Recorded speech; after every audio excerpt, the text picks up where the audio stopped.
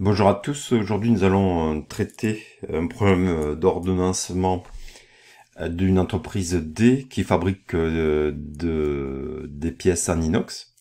Ces pièces sont de trois catégories, A, B, C. Elles sont fabriquées par lot de 50 dans un atelier où sont rassemblées deux machines pour la découpe et l'inox, une machine pour l'embouteillage et deux machines pour le polissage et la finition.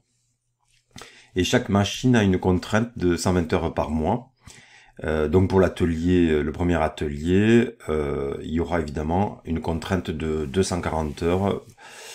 Pour l'atelier emboutissage, 120 heures et polissage et finition, 240 heures maximum par mois pour les deux machines. Ensuite, des informations vous sont données. Le coût horaire de la découpe, le coût horaire de l'emboutissage et l'atelier polissage et finition.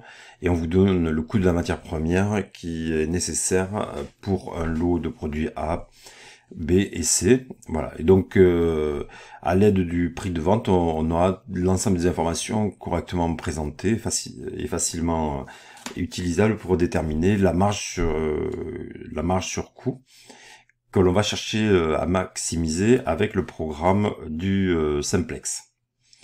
Voilà, donc dans les données de départ, on doit spécifier qu'on va attribuer à la variable X au lot de 50 pièces A, Y au lot de 50 pièces B et Z au lot de 50 pièces C. Le sujet demandait l'expression l'expression de la forme canonique des contraintes. Et quand on reprend les informations, on voit que une unité d'œuvre par lot de X plus une unité d'œuvre et demie ici pour le lot B et une unité d'œuvre pour le lot C, l'ensemble de ces unités d'œuvre doivent être inférieures ou égales à 240, la contrainte de l'atelier découpe. Bon, de la même manière, on peut exprimer la contrainte d'atelier emboutissage puisqu'on retrouve 0,5x plus 0b plus 1c est égal à et doit être inférieur à 120. Donc ici 0y.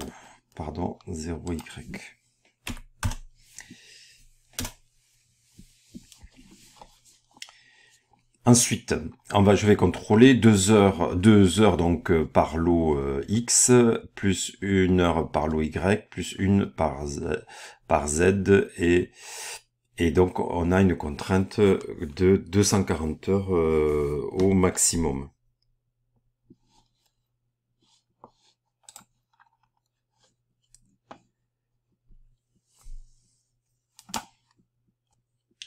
Donc l'objectif de cet ordonnancement est de maximiser, de trouver la combinaison de production entre X, Y, Z qui maximise les marges.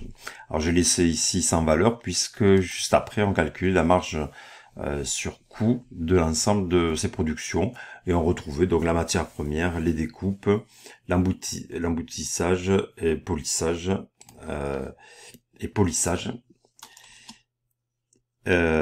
voilà. Ce qui donne un coût de revient, le chiffre d'affaires, on trouvait une marge de 35, 45 et 42 euros pour un lot A, B et C. L'expression de la contrainte standard est proche de la forme canonique, sauf qu'on cherche une égalité. Donc on va rajouter des variables d'écart, E1, E2, E3. Et la variable 1 est associée à la contrainte atelier découpe, E2 atelier emboutissage et E3 polissage et finition. Voilà, donc c'est la même expression que la forme canonique avec l'intégration de variables pour permettre l'égalité et on va maximiser la marge sur X et plus marge Y plus marge 42Z plus 0 variable 1, 0 variable 2 et 0 variable 3 et on va chercher à maximiser. Donc à partir du moment où on a exprimé la forme standard des contraintes, on peut établir la première base du simplex.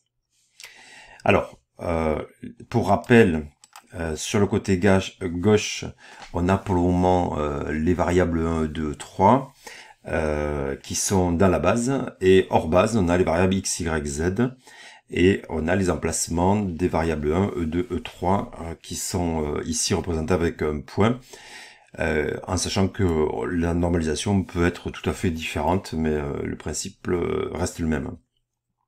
Donc l'objectif, c'est de faire entrer en base les variables x, y, une partie ou toutes les variables x, y, z en base pour pouvoir lire l'expression des résultats qui s'affichera que l'on retrouvera sur le côté droit. La dernière cellule permettra de lire le résultat de la maximisation des marges avec un signe moins devant.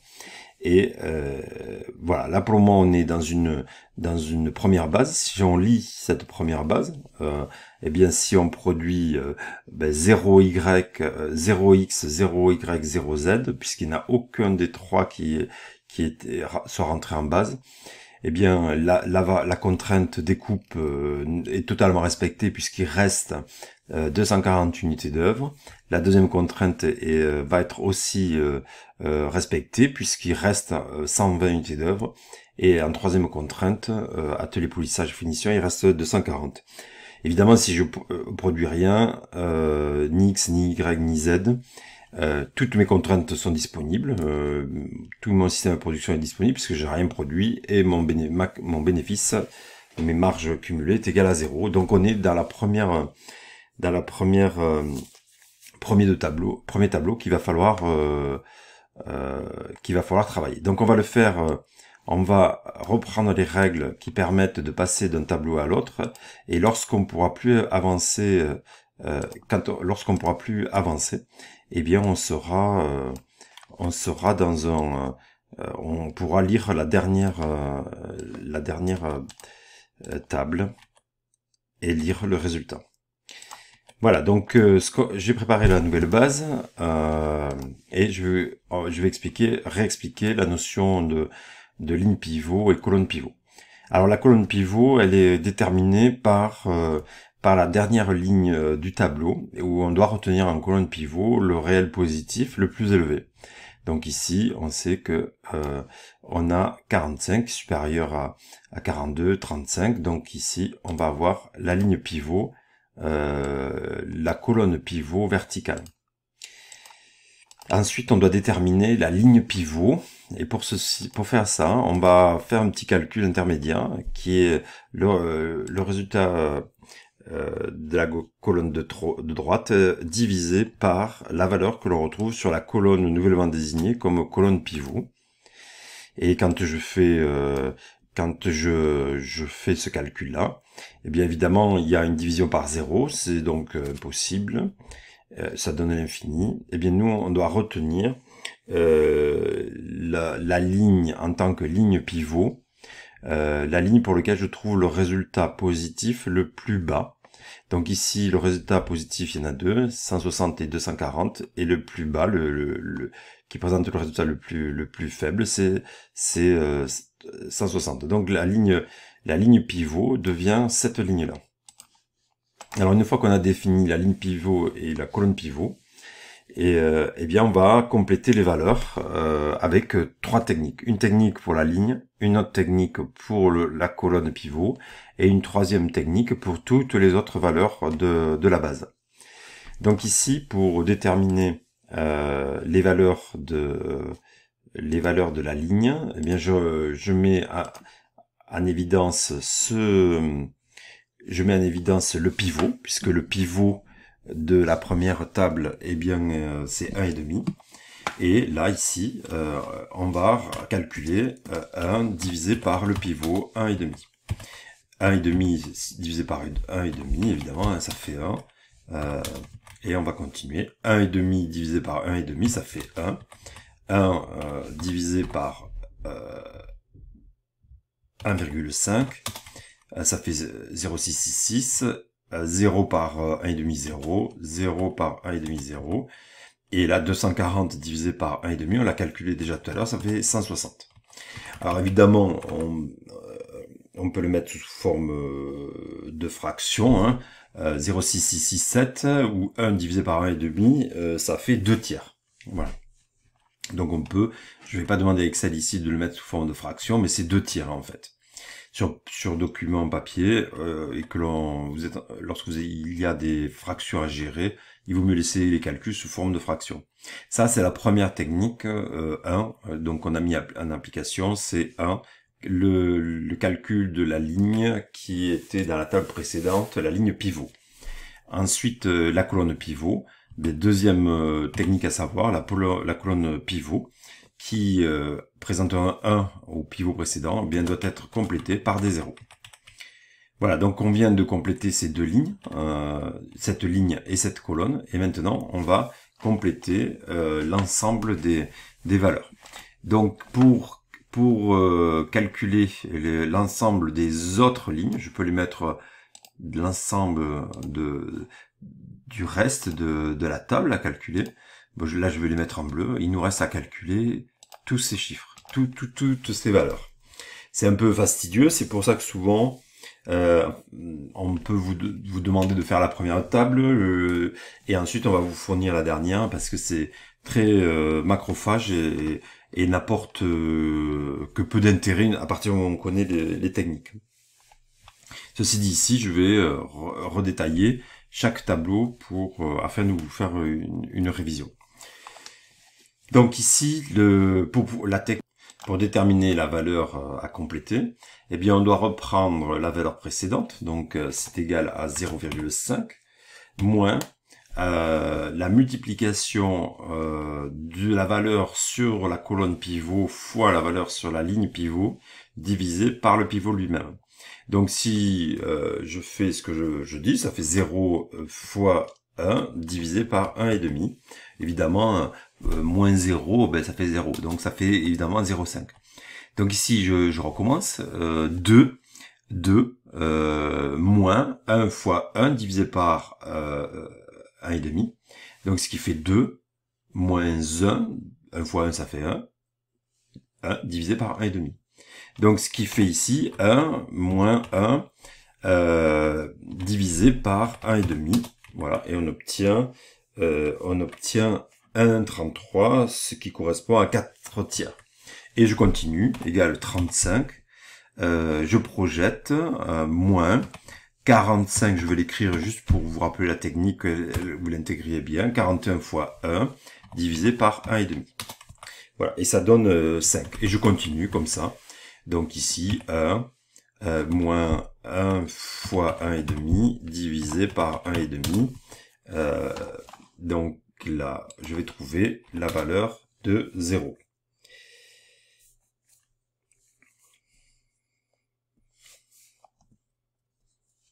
Alors, je vais vérifier 1. Ah non, j'ai fait une erreur en vérifiant. Je me suis rendu compte que je me suis trompé de ligne. 1. Moins 0, je me suis pas mal projeté sur la colonne. 0 fois 1,5 divisé par, alors j'écris le calcul, mais ça fait évidemment 0. Hein. À partir du moment où vous avez un 0 ici, les calculs est plus simple. Hein. Donc ici, 0, on va retrouver 0. Ici, 1, 0 et 120. 120, je vais le vérifier. Oui, 120, donc je vérifie. 120. Moins 0 fois 240, donc je m'arrête là, ça fait 0. Hein. Voilà, et donc on peut compléter le tableau complet de cette manière. Ici, ça fait 0. Là, ça fait 0, 0 moins 1 divisé par 1,5. Voilà, moins 2 tiers. 0, 1, et je vais refaire celui-là, 240 est égal à 240 moins 240 divisé par 1,5. Et ça fait 80. Et là, je fais celui-ci, 0, donc égal 0, moins 240 fois 45 divisé par le pivot. Et ça donne 7200. Voilà, donc quand on continue, ben, ça fait moins 3 ici, moins 30, 0 et 0. Voilà, donc on a fini la deuxième table. Tant que j'ai des réels positifs ici, eh bien je vais pouvoir pouvoir continuer ma table. Je ne suis pas à la dernière. Alors si on s'arrête là, alors ce que je n'ai pas encore fait, c'est que ici, je viens de calculer l'intérieur du tableau, mais je vais préciser le reste. La variable y qui constitue le pivot, la colonne pivot, eh bien permet de faire la permutation. C'est-à-dire que la variable y va prendre la position de la ligne pivot y, y, et donc ici elle sort de la base et la variable est renvoyée à sa place tout simplement. Donc ici si c'est une possibilité après ce premier tableau, je peux dire bien si je produis 160 Y, eh bien j'ai deux contraintes qui ne sont pas saturées, E2 et E3, elles ne sont pas saturées. Et si je produis 160 Y et pas de X ni de Z, eh bien j'ai une marge de 7200. Donc la marge se lit, en supprimant le chiffre moins devant. Donc voilà, ça c'est mon premier tableau, et je suis pas à la fin, je suis pas à l'ensemble des solutions. Donc je vais supprimer les couleurs pour pouvoir analyser ce premier résultat. Je vous avais laissé les couleurs afin de vous montrer comment on travaillait la ligne pivot et la colonne pivot. Et ensuite, on se retrouve avec une base à étudier. Donc ici, on recommence, on va déterminer la colonne pivot. Donc ici, réel positif le plus important, eh bien c'est celui-ci. Et puis après, on va recommencer ce qu'on a fait tout à l'heure. On va reprendre les valeurs de la colonne finale, qu'on va diviser par les valeurs de la colonne pivot. Et on va faire ces calculs. Et là, on doit retenir on doit retenir comme ligne, la ligne qui présente la valeur positive la moins élevée. Donc, ça y est, j'ai déterminé la ligne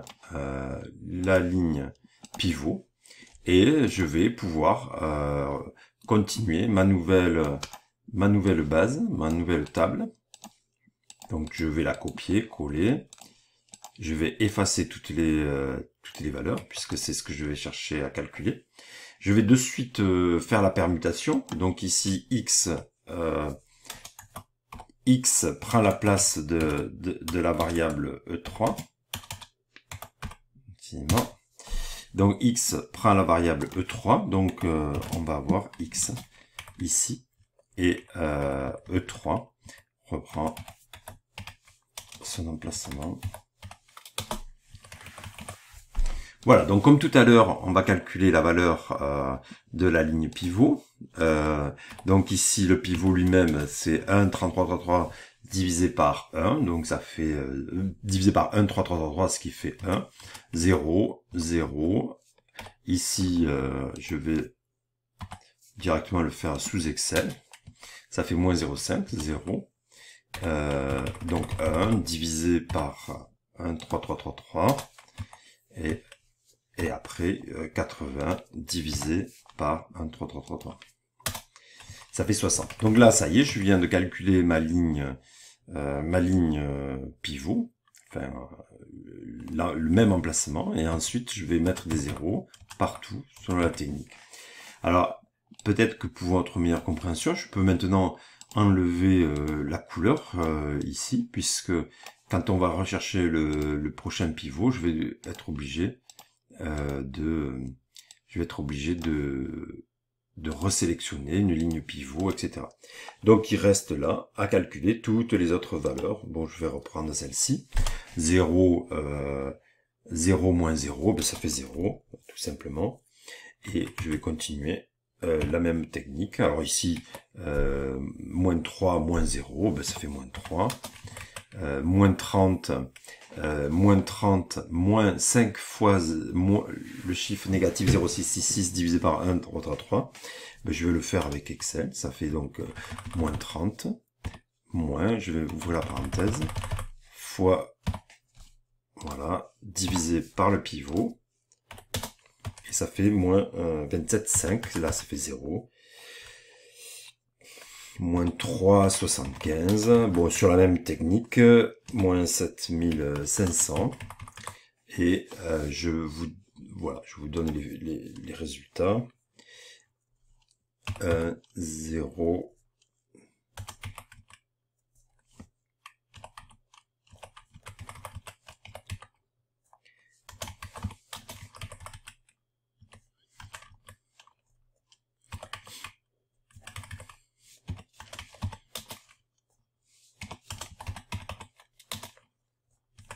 Et là, on va refaire les calculs, toujours sur la même technique, alors j'accélère.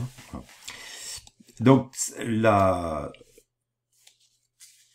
je ne retrouve plus, je suis en troisième tableau. J'étudie, je vais enlever toutes les couleurs. J'étudie la possibilité de continuer. Eh bien, en fait, je me rends compte que je n'ai plus de réel positif à sélectionner. Vous voyez, j'ai une moins 3 dans la variable Z, donc je suis à l'aboutissement final de mon tableau. Donc maintenant, on va interpréter, je ne peux plus continuer, donc c'est le maximum que je peux faire. Donc déjà, avec ma structure actuelle, eh bien, je peux déjà dire que ma marge maximale que je puis obtenir, c'est 7500 euros.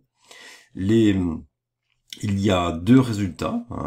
J'ai leur résultat optimal sera obtenu avec 120 productions de lot Y et 60 productions de lot X. Alors c'était des lots A, X, Y, Z, de lot A, voilà, B et C. Et je vais avoir une contrainte qui n'est pas saturée, c'est celle qui est en E2. Alors E2, c'était la contrainte atelier emboutissage qui n'est pas saturée, puisqu'il me reste 80 unités d'œuvre disponibles dans cette possibilité. Voilà, donc l'interprétation est assez simple du tableau. On voit très bien la solution optimale, on voit très bien combien on doit produire pour atteindre cette solution optimale. Et bien sûr, on a les contraintes qui nous restent, qui ne sont pas saturées. Voilà, j'espère que vous avez pu réviser la technique du simplex dans le cas de cette entreprise D. Merci.